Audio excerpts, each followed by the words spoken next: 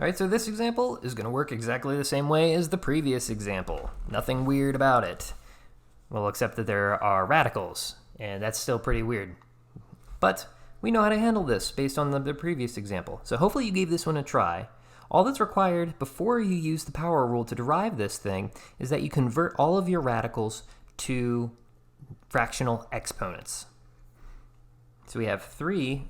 Okay, the idea is to convert all of our radicals to fractional exponents. So our radical of x here is going to be x to the 1/2 power. That's what square roots mean. Okay? We're going to do the same thing with this third root in the second term. So we have 4 times x to the 1/3. The third term is very similar. You have 5 x to the 1/5 power. So all we did is just convert our radicals to fractional powers. Now that we have this in a form where we can use the power rule, we'll just hit it with the power rule and we can call it a day after a little bit of simplification. All right, so deriving this, what we're going to do is the same old, take your exponents, bring it down in front, multiply it by whatever's out in front.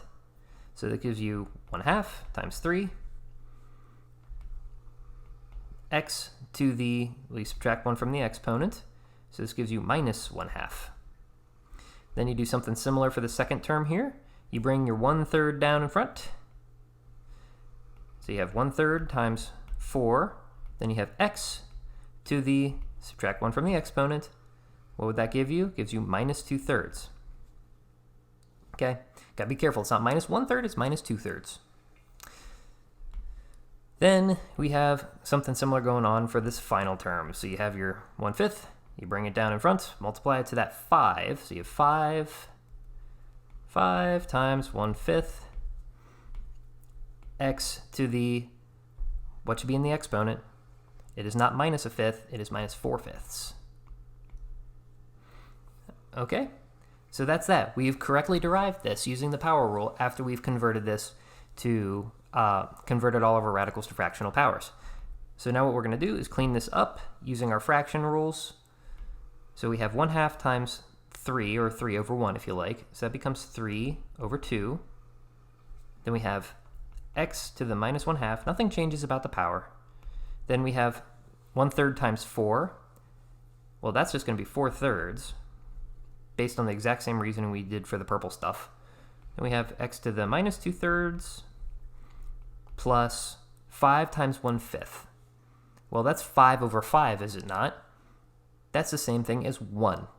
So you could put a 1 there, or you could omit it. I'll put a 1 here for the sake of being clear as what we're doing. So we have 1 times x to the minus 4/5, because the exponent doesn't change at all. Final thing you can do is get rid of that 1. Didn't need it in the first place. So this is the full derivative. The method was very simple. Take your radicals, turn them into fractional powers, because you know how to handle fractional powers. 90% of calculus, aside from being algebra, is just making sure that you turn things that you don't know how to deal with into things you do know how to deal with. All right? So that's all we did. We turned radicals into powers because we know how to use the power rule.